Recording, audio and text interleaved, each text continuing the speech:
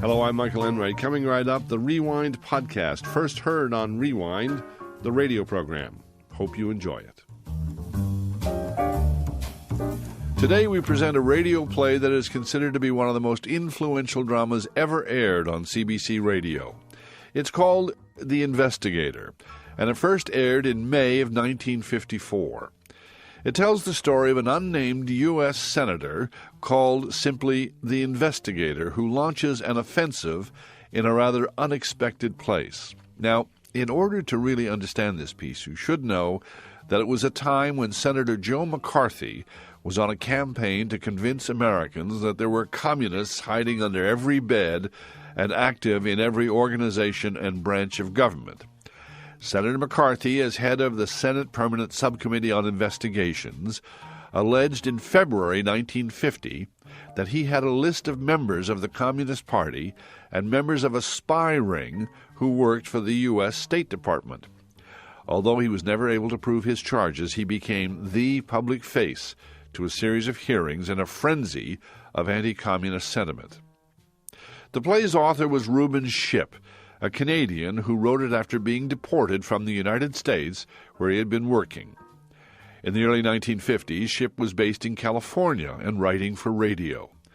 He, along with many other writers, producers, and actors, was summoned to appear before the Un-American Activities Committee because of his one-time membership in the Communist Party. After a 2-year struggle in 1953, Shipp was handcuffed, taken to Detroit, and driven across the bridge to Windsor. 10 months later, The Investigator went to air on May 30th, 1954. By mid-June, tapes of the broadcast were circulating in the U.S., reaching as far as, it was said, President Dwight Eisenhower at a cabinet meeting. The play is memorable not only for its biting satiric tone, but just as much for its brilliant acting. While the work's impact was partly due to its imaginative form, its production was excellent as well. The production featured an uncannily accurate imitation of Joe McCarthy by the gifted radio actor John Draney. Draney, on more than one occasion, drove from his home in Toronto across the border to Buffalo to watch the hearings, and he based his characterization on seeing Senator McCarthy in action.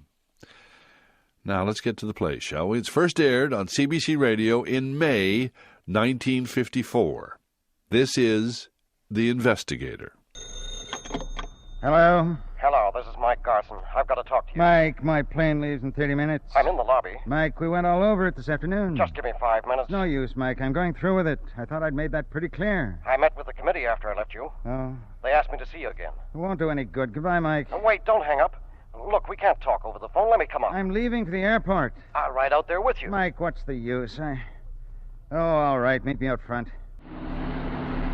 You've got to call off the hearings. It's too late now, even if I wanted to. You saw the spread it got in the paper? You can dream up an excuse. You're an expert at it. A postponement, illness, anything. Save your breath, Mike. You realize what'll happen if you get yourself out on a limb? I've been out there before. Way out. This time the committee won't go along with you. I run the committee. It doesn't run me. Do you run the party, too? One more error and they'll let you have it. You're a smart politician, Mike, but you've guessed wrong before. I'm not guessing. I'm warning you. I'm speaking for the party now. You're going too far.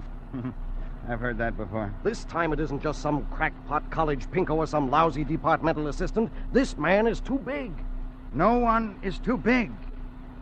There's no one so high or so low as to make him immune to investigation where there's the slightest trace of evidence that his actions or beliefs are detrimental to the interests of this country.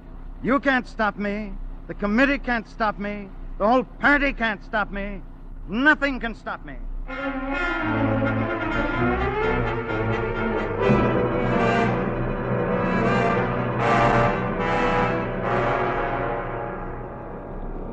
Oh, stewardess. I'll be with you in a moment, sir. Fasten your safety belts, please. Fasten your safety Your belts. attention, please. This is Captain Jarvis, Chief Pilot speaking. We have developed some trouble in one of our starboard motors, but there is no cause for alarm.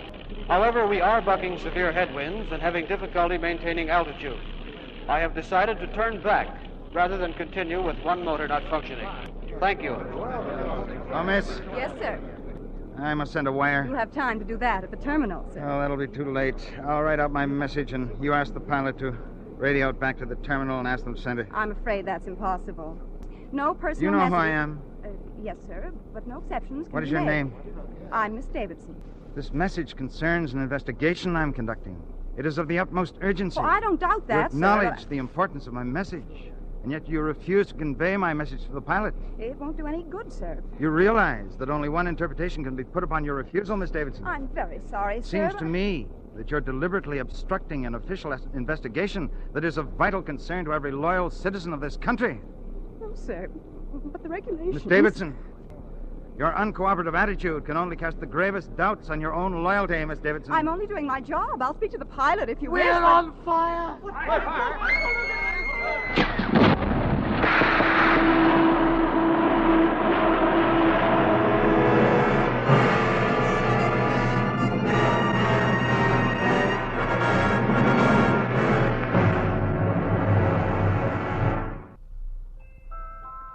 Good day, sir. My name is Martin, Inspector Martin of the Immigration Service. Immigration? I don't understand. Where am I? It's quite all right, sir. You're safe now. Where are we? I don't seem to remember. You'll be all right in a moment. You had a nasty shock. The plane. Did we crash? Yes, you crashed. Oh, I'm alive. I've got to send a wire. Well, there's no need for that now, sir. This is very important. Where's the phone I can use? There's no phone, sir. Oh, there must be a phone around here somewhere. What is this dump anyway? I can't see anything. It's so foggy. The fog will lift soon. Where are the other passengers? How many survivors were there? There were no survivors, sir. You mean I'm the only one? There were no survivors. What are you talking about? Are you crazy? I'm here. I'm alive, aren't I? You know who I am? Yes, sir. I know all about you. It would be a lot easier for you if you figure it out for yourself. What's your name? Inspector Martin of the Immigration Service. All right, Martin. You say you know all about me. Then you must be aware of the importance of the work I'm engaged in. In view of this, your refusal to cooperate can only cast grave doubts on your motives. Now, you'll make things a lot easier on yourself if you answer my questions in a straightforward manner. Now then, I have been in a plane crash. I ask you where I am, how I got here, where the other passengers are. And you tell me there are no survivors. And you...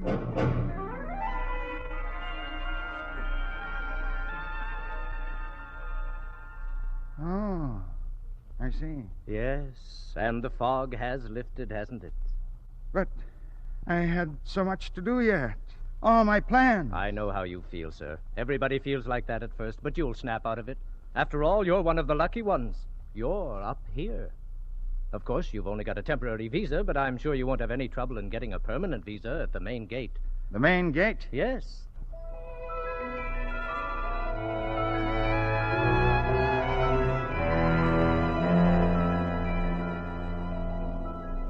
Well, it's about time, Martin. Sorry I'm late, sir. I was delayed at the border. You're always delayed at the border, Martin. Why don't you tell these immigrants where they are right off, instead of beating around the bush? Well, I found it's better to break it gently. Regulations don't I forbid know it. all about regulations. I've been gatekeeper for a long time. You young fellows think just because you've got civil service jobs you can get away with anything.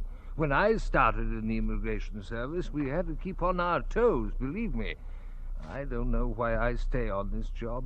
No efficiency, no cooperation. I ought to hand in my resignation. But I won't. I won't give some people the satisfaction. Sir, I have an applicant here. Oh, yes. Here's the file, sir. Applicant for permanent entry, 578-293-BO21. Welcome.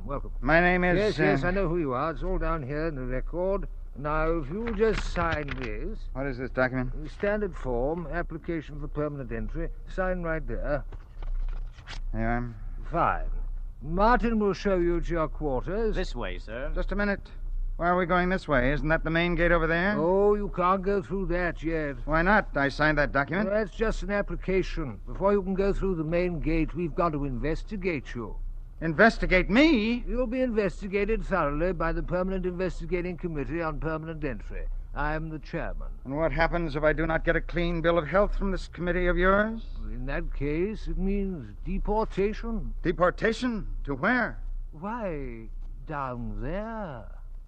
I want to state at this time, most emphatically, that I refuse to submit to any investigation by any committee whose members, for all I know, may be completely unqualified to pass judgment on me. My good sir, are you questioning the integrity of my committee? I make no allegations. I am making a statement on policy. But you've got to be investigated. I raise no objections to investigation. In fact, I welcome an investigation. My record is clean. Before I do so, however, I must be satisfied as to the competence of that body. If you will submit to me a list of the names of persons eligible to sit on this tribunal, together with a list of alternate nominees, I will inform you of my approval or disapproval in each individual case, and we can then determine the composition of the committee. My dear sir, you can't select the committee that's going to investigate you. That's unheard of up here. Well, it's not unheard of where I come from. I assure you that I have no wish to disrupt the work of your committee. I am merely making this request in order to provide a safeguard which will guarantee fair play and justice. Nor am I attempting in any way to put any pressure of any kind on either you or the members of your committee. However, may I point out that your refusal to even consider it might be construed wrongly and might lead to speculation that certain members of your committee fear that their impartiality might be challenged. May we enter? Why, certainly. Forgive the intrusion. My companions and I come here on a matter of grave import. Come right in. My name, sir, is Oates, Titus Oates, Doctor of Philosophy. This is a rare privilege. I've read about your career with great interest, Dr. Oates. In a certain sense, we pursued the same line of endeavor as did my companions. May I present Torquemada, Inquisitor General of the Spanish Inquisition? I am honored, sir. I am very happy to make your acquaintance, Mr. Torquemada. And this is another distinguished member of our profession, so to speak, Mr. Cotton Mather, formerly of Salem, Massachusetts. I bid you welcome, sir. Cotton Mather. Well, this is a privilege. And this gentleman is the distinguished jurist, Baron George Jeffreys. How do you do, Judge? Your servant, sir. I see his lordship's name is not as familiar to you as that of Torquemada Mather. His lordship's fame would have been instantly known to you had I presented him as the hanging judge, formerly of the bloody assizes. Oh, the hanging judge. Why, this is a pleasure. I should have remembered the name, Judge. No need for apologies. So few people do. The devil take you out, I've had enough of your jibes. The fame of the bloody assizes will live long after your confounded popish plot will have been forgotten.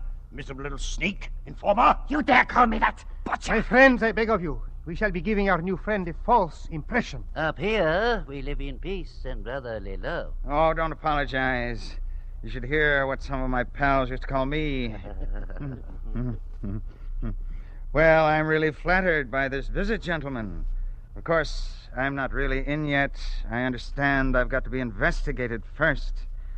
I'd like to ask your advice. I raised a point with the gatekeeper in The connection committee with has already met in executive session, and your proposal has been rejected.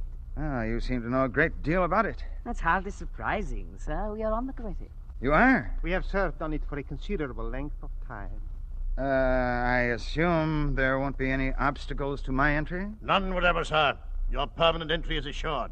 However, we merely serve in an advisory capacity. The gatekeeper makes all final decisions. We, of course, play no small part in influencing those decisions. The gatekeeper has never, to my knowledge, used his veto. And you gentlemen see eye to eye on most matters? On all matters. Well, I don't want to embarrass you, but it does seem peculiar to find Titus Oates, an enemy of popery, in complete agreement with Torquemada, the founder of the Inquisition. Your point's well taken, sir, but up here, one's perspective changes. We rise above our differences. Say rather that we have submerged our differences in the face of a treacherous and powerful enemy. And that enemy is? Down there. Ah, I see. A foreign power. It is our high purpose to awaken the apathetic multitudes to the imminent danger of an attack from within by this foreign power, which has never renounced its goal of complete domination. But how have these subversive elements managed to enter? Who is responsible? The gatekeeper. The gatekeeper? In my considered opinion, speaking as one trained in jurisprudence, the evidence is overwhelming. Then why is he being permitted to remain in his present high position of trust? For some time now, we have been considering ways and means of exposing the gatekeeper and forcing his resignation. We've hesitated to do so until a man could be found to take his place. Your arrival at this time is most opportune. Gentlemen, surely you don't mean... There is no doubt you are the man. I am honored. But I am, after all, a newcomer. Surely one of you would be better qualified. You're familiar with the local political situation. You've studied the available evidence. One factor outweighs all other considerations. In you, we have a man who can bring to the committee's work the latest inquisitorial techniques. Gentlemen, I cannot find the words to express my feelings of humble gratitude at the signal honor you're conferring upon me. Then you accept? In that case, we propose... Just a minute, Judge. Seems to me this undertaking of ours is not without certain dangers. We can expect to rouse some disapproval and even active opposition, but nothing so serious that we cannot cope with it. I wasn't thinking of the lower levels of the administration, Mr. Mather. I was referring to, You're concerned about the chief? Frankly, yes. You need have no fears on that score. The chief never interferes. Rest assured, sir, we will have a free hand. Then, in all humility, I dedicate myself to the task of bringing to light the facts of this monstrous conspiracy that threatens our way of life up here. And I shall not cease until I have fixed the blame for 1,000 years of treason.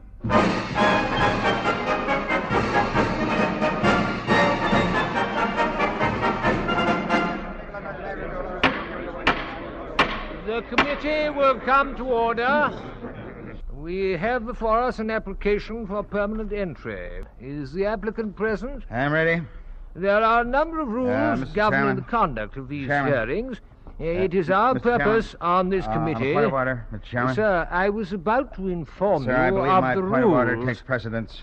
As I understand it, the point of order is usually Chairman. raised in connection with procedure. Point of order, Mr. Chairman. Since I have not yet informed you of the rules, I fail to see how a point of order... Mr. Chairman, my is... point of order is not raised in connection with rules of procedure.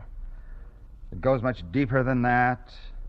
The competency of this committee to conduct an investigation. Sir, you have raised Please a do point... not interrupt. But the committee has already Chairman. considered your proposal. Mr. Chairman, I must insist that I be allowed to finish my point of order without interruption from the chair.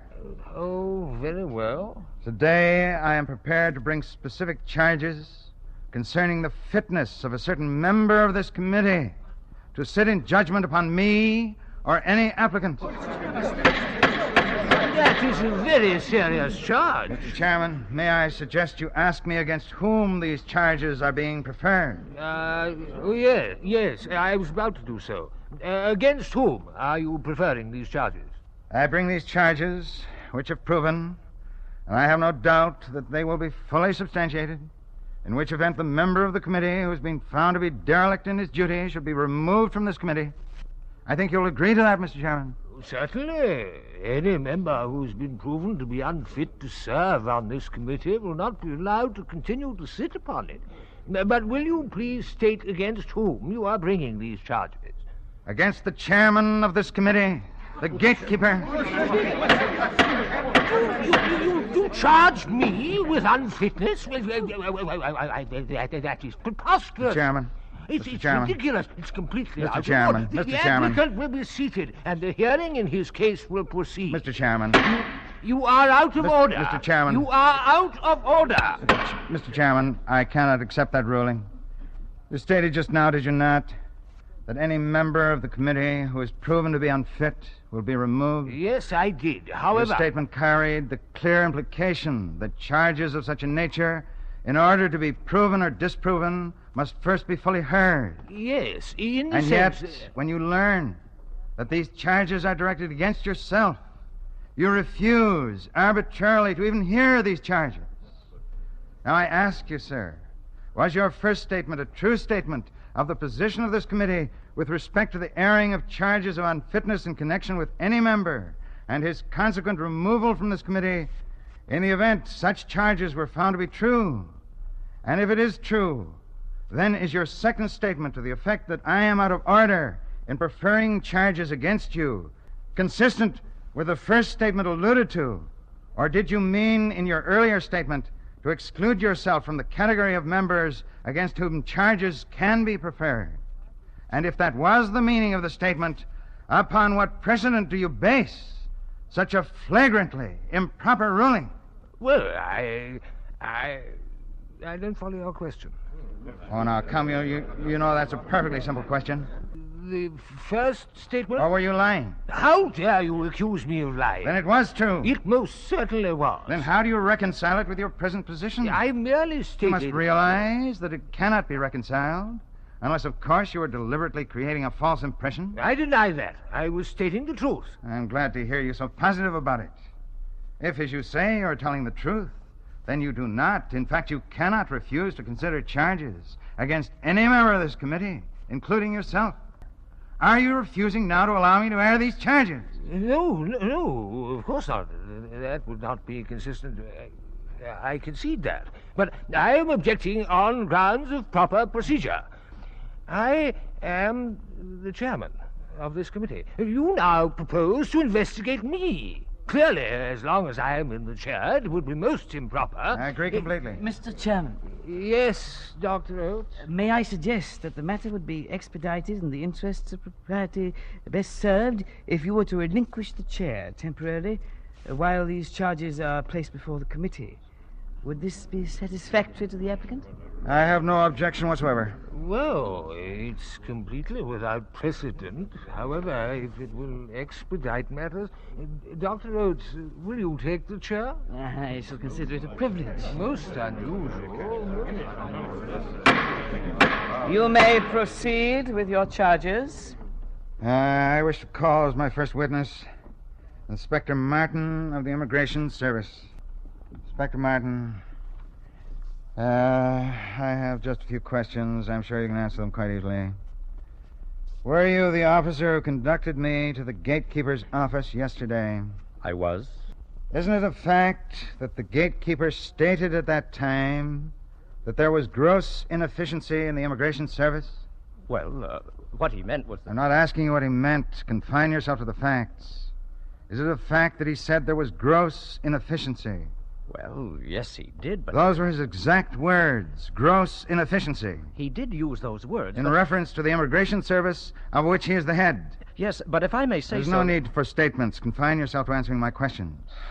Now then, did he also make a statement at that time to the effect that the way things were going in the immigration service, you can get away with anything nowadays?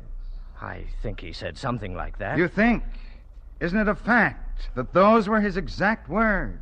You can get away with anything. Well, he may have... Oh, come now, you're hedging, Martin. Did he say it or didn't he? Yes or no?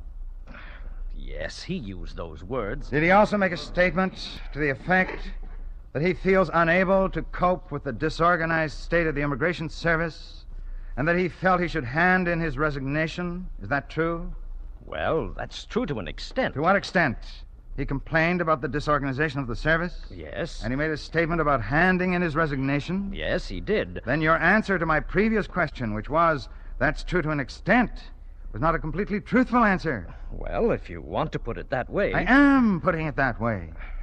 Your answer to my question as to what extent the statement I attributed to the gatekeeper is true should have been that it isn't entirely true. Well, I suppose it should have been. Then you were lying. No, sir, I was not lying. Not deliberately, Inspector. Let's say you're confused. Yes, I suppose I was. On reconsidering the question, then, and take all the time you want before you answer, you would say that it is entirely and completely true that the gatekeeper made all the statements attributed to him. Please answer the question. Yes, it is entirely true.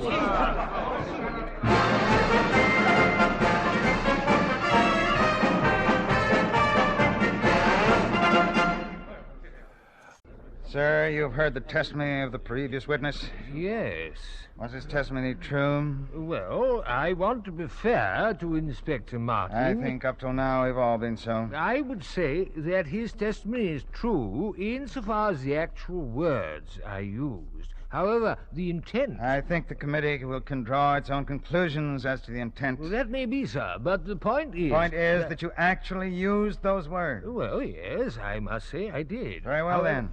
If, as you admit, your department is grossly inefficient... Well, I do not admit it. Is it not possible that certain subversive individuals have managed to infiltrate up here by taking advantage of this laxness and gaining permanent entry? That is absolutely impossible. I deny it. You deny they have gained entry by taking advantage of your laxness? How, then, did these subversives gain entry? Well, they got in... I deny that any subversive elements gained entry at all. I never said they did. But if certain undesirable elements have infiltrated here, you admit the responsibility would be yours and yours alone. Yes, it would. But I again deny that such a thing is possible. Every applicant must undergo the usual routine investigation. Routine?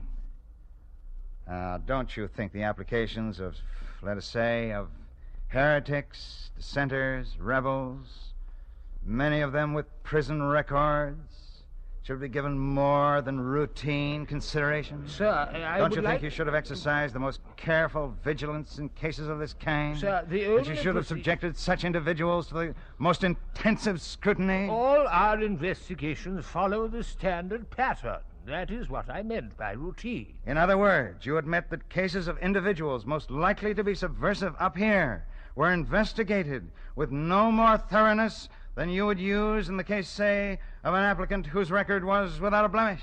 I did not consider it necessary. What was your motive in coddling known subversives? There was no evidence that any of them were subversive. You deny the possibility that a more complete investigation would have brought forth facts that would have possibly exposed their affiliations with a foreign power? Do you deny that possibility? How can I answer? Do you deny that possibility? I cannot answer such a question. No one can. Then you do not deny such a possibility? Obviously, I cannot deny it. I neither deny it nor admit it. Can you deny it? No matter how many times you ask me that question, my answer Mr. Chairman, the must witness be is not being responsive. I ask that the chair direct him to answer the question. I protest, Mr. Chairman. The nature of the question is such In that... the opinion of the chair, the question is a proper one. Witness is directed to answer. Can you deny such a possibility? I neither deny nor admit it. But you do not deny it? No, I do not deny it. Mr. Chairman, members of the committee, in view of the admission of gross inefficiency by the gatekeeper, in view of the fact that he cannot deny there's a possibility that subversive persons likely to be agents of a foreign power, by taking advantage of the gatekeeper's laxness, if indeed it is mere laxness and not deliberate and treasonable coddling of such persons, have succeeded in infiltrating up here for the purpose of undermining our way of life. In view of these facts, this committee has no alternative but to reopen for complete and thorough investigation a number of cases... I protest. This Specifically, is a I have in deliberate mind attempt to such known- discredit the Immigration Service. Chairman, I let me insist finish, that please. we proceed with the regular business of the committee. May I remind the immediately. gatekeeper that he has temporarily relinquished the chair. Mr. Chairman, I appeal to you. How much longer are the members of this committee going to tolerate these disruptive tactics? The chair agrees that this committee has no alternative but to reopen a number of cases in order to determine the truth of the allegations which have been made. It therefore I will not be a party to any such undertaking. I will resign first. If the gatekeeper feels that this is the only honorable course open to That is exactly how I feel. I'm resigning. Do you hear? I resign. I resign.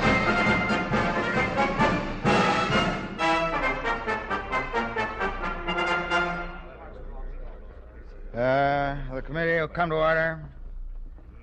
Let the record show that a full quorum of the committee is present. This is the first open session of this committee under my chairmanship. And I wish to announce the hearings on new applications will be suspended temporarily in order to enable the committee to reopen for investigation a number of cases in which permanent entry has been granted and where the committee has reason to believe there is evidence of disloyalty, actual or potential. Mr. Oates, who is our first witness? Socrates. Please state your full name for the record. I am called Socrates. Mr. Socrates, what is your occupation? Philosopher. Mr. Socrates, this committee has heard certain testimony in closed session concerning your activities. An accusation has been made against you to this effect, that Socrates is an evildoer and a curious person who searches into things under the earth and in heaven, and he makes the worst appear the better cause. Do you care to deny that statement? While I have the life and strength, I shall never cease from the practice and teaching of philosophy, exhorting anyone I meet after my manner and convincing him, Witness saying that... is not being responsive to the question. Mr. Chairman, I request that he be ordered to answer yes or no. Witness will answer the question. Is this accusation true? And if so, are you still engaged in these subversive activities? I do nothing but go about persuading you all, young and old alike, not to take thought for your persons and your properties, but first and chiefly to care about the greatest improvement of the soul. I tell you that virtue is not given by money, but that from virtue come money and every other good of man, public as well as private. This is my teaching, and if this is the doctrine which corrupts the youth, my influence is ruinous indeed. But if anyone says that this is not my teaching, he is speaking an untruth. Oh, come on now, Socrates. Don't hand me that. You know that's not an answer to my question. Unless you're responsive to the question, the committee can draw only one inference. Acquit me or not, but whatever you do, know that I shall never alter my ways, not even if I have to die many times. Mr. Socrates, your failure to clear yourself of the charge of subversion, although given a fair opportunity to do so, can leave no doubt in the minds of the members of this committee that granting you permanent entry was a serious mistake. Any questions? Mr. Oates? No questions. Mr. Torquemada? No questions. Judge Jeffries? No questions. Mr. Mather? No questions. Mr. Socrates, it is the ruling of this committee that pursuant to Section 28A, Article 4B, Paragraph 2 of the Internal Security Regulations, you be handed over to an officer of the Immigration Service for the purpose of deportation from up here to down there.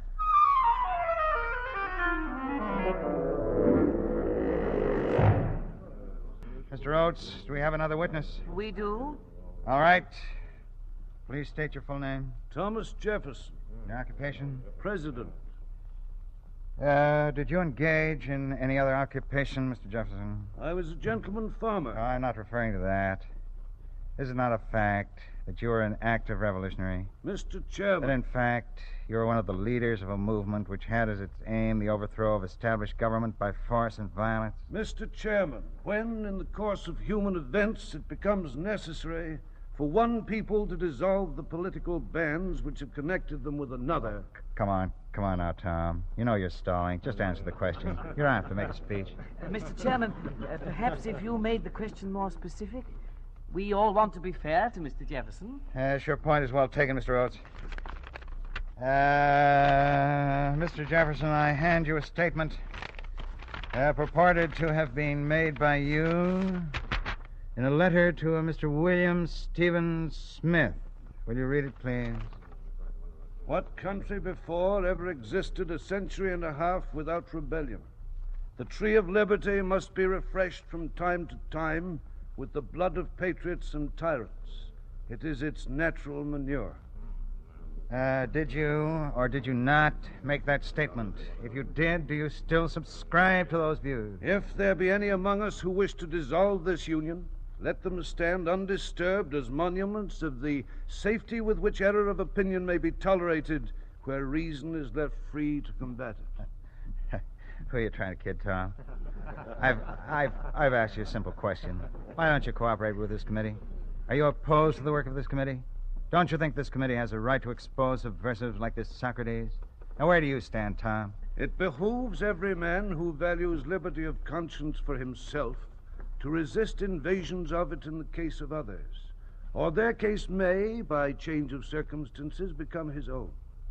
It behooves him, too, in his own case, to give no example of concession, betraying the common right of independent opinion by answering questions of faith which the laws have left between God and himself. I think it's a waste of time to question this witness any further, unless the committee has some questions. No question. Mr. Jefferson, it is the ruling of this committee that pursuant to Section 28A, Article 4B, Paragraph 2 of the Internal Security Regulations, that you be handed over to an officer of the Immigration Service for the purpose of deportation from up here to down there.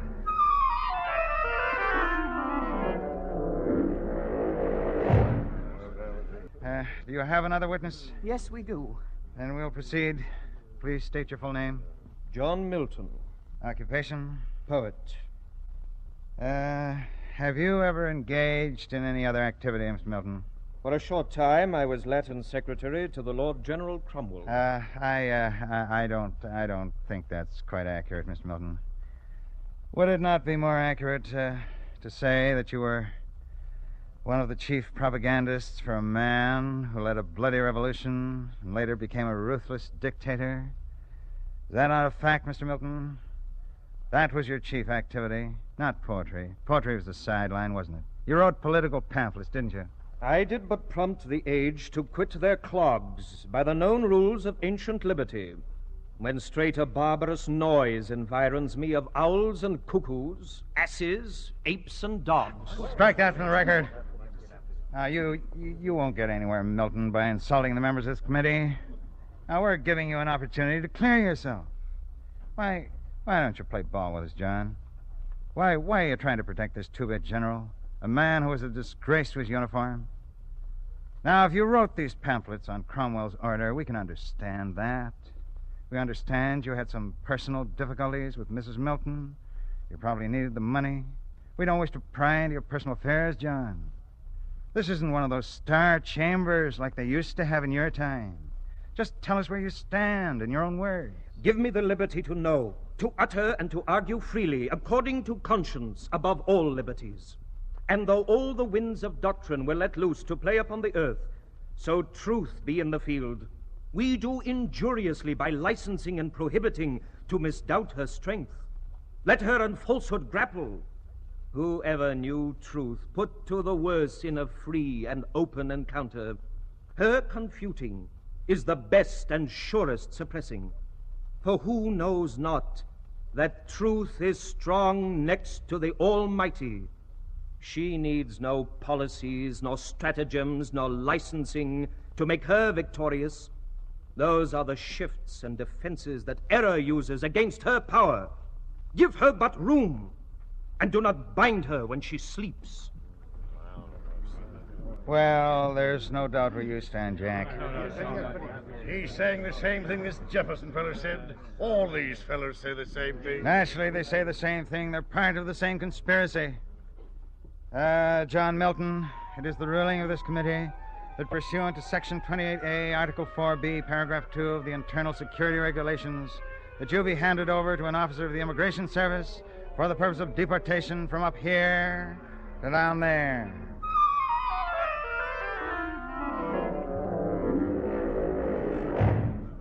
William Lyon Mackenzie. Let the farmer leave his husbandry, the mechanic his tools, and pour forth your gallant population animated by the pure spirit of liberty. Be firm and collected. Be determined. Be united. Never trifle with your rights. Strive to strike corruption at its roots, to encourage a system calculated to promote peace and happiness, to secure as our inheritance the tranquil advantages of civil and religious freedom, general content, and easy independence. Francois-Marie Arouet de Voltaire. Liberty of thought is the life of the soul.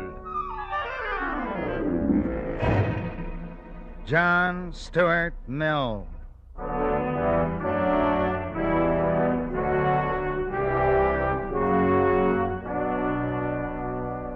If all mankind minus one were of one opinion, and only one person were of the contrary opinion, Mankind would be no more justified in silencing that one person than he, if he had the power, would be justified in silencing mankind. We can never be sure that the opinion we are endeavoring to stifle is false opinion, and if we were sure, stifling it would still be evil. Martin Luther.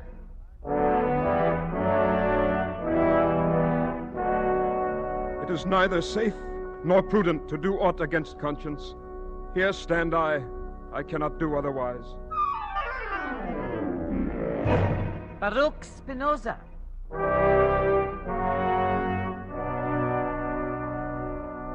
Thomas It is the Paine. ruling of this committee that pursuant to Section 28A, Oliver Article Cromwell. 4B, Paragraph 2 of the Internal Giuseppe Security Garibaldi. that you be handed over to an officer of the Victor Immigration Hugo. Service for the purpose of deportation Abraham from Lincoln. here to down there.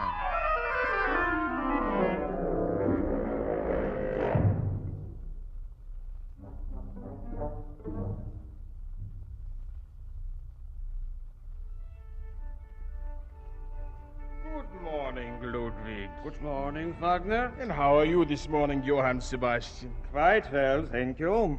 Have you heard what happened yesterday at the Investigator? Please, Johann, no politics. Our little club is devoted solely to music. Shall we try the new quartet? Chopin is not here yet. Yes, I'm afraid he will not be coming here anymore. Why not? I have taken the liberty to ask him to resign. How could you do such a thing, Richard? We have played with Frederick for ages. I hated doing it. He is a fine musician, but we must be realistic. There have been certain rumors about Frederick. I don't believe them, of course, but in his youth he had certain political tendencies. And even some of the titles of his compositions, like the Revolutionary Etude, well, I thought it would be safer not to be associated, just until this blows over. Now, the quartet. How can we play the quartet? There are only 3 of us. I have invited someone to take Chopin's place. A fine pianist, a great musician. Who, Liszt? No. He was a friend of Chopin. Schubert? Oh, no. He was a friend of Liszt. Then whom did you invite? Otto Schmink. Otto Schmink? I have never heard of him. That is exactly why I have chosen him. No one has ever heard of him.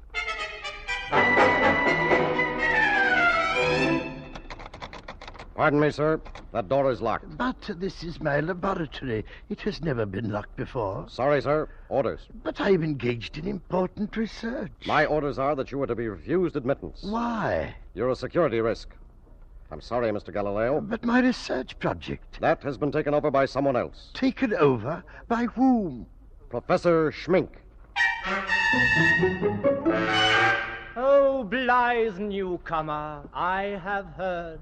I hear thee and rejoice, O cuckoo. Shall I call thee bird, or but a wandering voice? May I express our gratitude to you, Mr. Wordsworth, for gracing our poet circle tonight. And now, we are privileged to hear some new poems by the author Percy Bysshe Shelley, one of our most distinguished... Tennyson, no. Your pardon, one moment. Yes, what is it, Coleridge? Haven't they told you about Shelley? No. He has been under suspicion for some time now, and the committee is he's banned his works. Dear me, I didn't know. Yes, it would be impossible for him to be here. Yes, of course it was. Yes, of course I see the necessity. Ladies and gentlemen, I regret to announce that Mr. Shelley will not be with us tonight. In fact, Mr. Shelley has been dropped from membership in the Poets' Circle. May I also say at this time that any opinions expressed by Mr. Shelley in the course of his association with our circle did not reflect the views of the other members. Now then, to continue, in Mr. Shelley's place, we shall hear a newcomer to our circle, the distinguished and inspired poet, Mr. Schmink.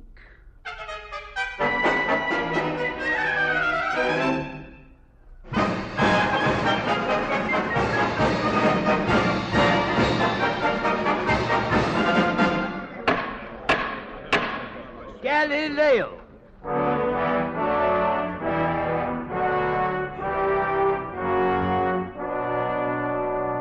Her mercy, be Pursuant Shelley. to Section 28A, Article 4B, Paragraph Frederick 2 of the Chopin. Internal Security Regulations. Ludwig to be van handed over to Beethoven. An officer of the Immigration Service. Johann Sebastian Bach. From up here. Richard Wagner. Down there. Otto Schmink.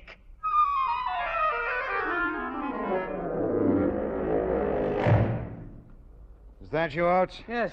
Oh, come in. Oh, I must talk to you. I've just been going over the list of tomorrow's witnesses. Small potatoes. Can't we jazz the hearing up with a few names? I don't want them to think we're scraping the bottom of the barrel. What's the matter with you, Oates? Someone you will see. Who? I'd rather not mention any names. Mystery witness, eh? All right, bring him in. No, you must go to him. What? Are you kidding? I assure you the matter is most urgent. Oh, all right, I'll take your word for it. This guy better be important. Believe me, he is. Come just outside the main gate.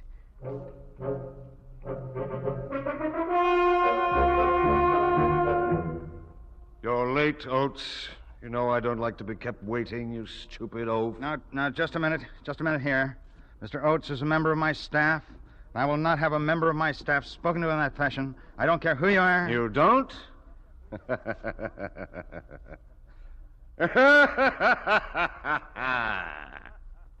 Oh, I see. Oates, we must watch what we say. How do we know this conversation isn't being recorded? You have my word of honor as one gentleman to another. What do you want? You must stop these investigations. Are you giving me orders? Apparently you have some hold over Oates, but you're not running my committee. If you think you can put pressure on me... Stop this orgy of deportation. Stop sending those crackpot reformers down there. I will make no deal. But you don't know what's been going on. Jefferson and Milton are calling for a Congress. Martin Luther and John Stuart Mill are making speeches about the rights of the damned. Cromwell and William Lyon Mackenzie have recruited a lost souls militia. That madman Socrates keeps asking me if I know what virtue is. Me! And that lunatic Karl Marx. Which Karl Marx? How should I know? There are hundreds of them all over the place. Remember those pamphlets you handed them at their hearings? They took them with them when they got deported. They printed thousands of copies. And you know what their slogan is? Workers of the underworld, unite. You have nowhere to go but up. Now they've gone and organized a union. And they have the gall to want me to negotiate with them. Before I do that, I'll see them in... I can't cope with it. Stop the investigations. You're bungling it. There are ways of doing these things. Are you criticizing my methods? At first, they didn't take you seriously. Good. Then they began to be frightened. Good. They kept their opinions to themselves. Good. They stopped joining clubs. Good. They informed on their friends. Good. But you went on and on and on. Now they're beginning to ask themselves, maybe I'm next. Where will it lead to? Nowhere. After my next hearings, they won't dare open their mouths. When I started, I said that I wouldn't rest until I had fixed the responsibility for thousands of years of treason. Certain personal investigations I've made have led me to an inescapable conclusion. Oates, you will issue the subpoena immediately. For whom? Who do you think? The chief.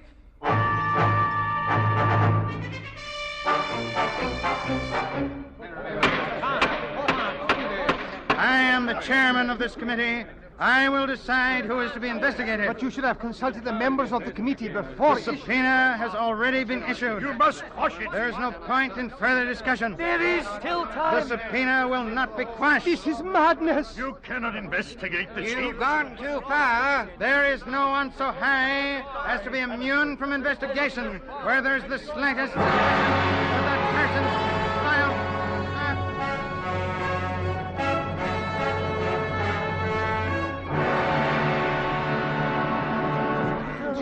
The chief is the supreme power. There is no greater power. This committee is a greater power.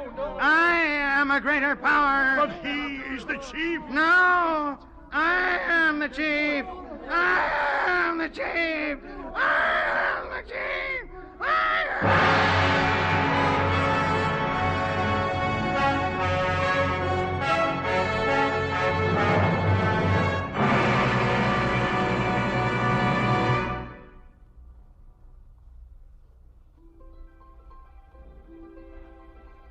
Good morning, sir. Good morning, Martin. Lovely morning, isn't it? Beautiful. Glad to see you back on the job, sir. Thank you, Martin. It's good to be back. Well, it's all over and done with. Now we've got to look ahead. We're going to have our work cut out for us. All these people to be relocated. Oh, dear, when I think of the paperwork alone. Oh, Martin, I have an interesting assignment for you. I think you're going to enjoy it. A relocation? No, a deportation. I see. Here's the file, and let us hope this is the last deportation we shall ever have.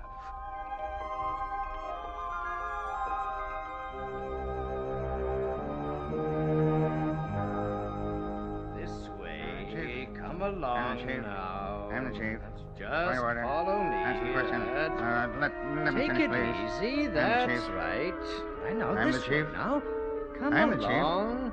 Yeah. Just a little That's a simple farther. question. Just answer yes or no. That's Strike that.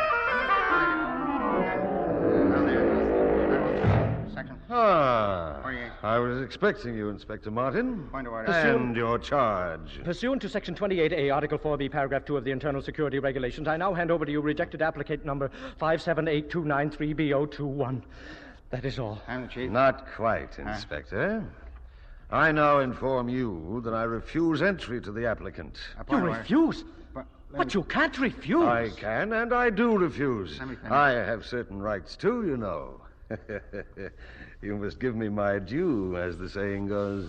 But you've never refused before. That is true. In the past, I invariably prepared a warm welcome for rejected applicants. Treason? A very warm welcome. But I will not have him set foot on my territory. That is final. But I can't go back with him. What am I going to do? May I suggest you look up Article 35C, Paragraph 4A. Article 35C. It's Chairman. Paragraph 4A. That's right. Here it is. In the event that rejected applicant is refused entry down there after deportation, the inspector in charge is required to return said applicant to his place of origin at the point where applicant first crossed the border. I'm the chief. Exactly.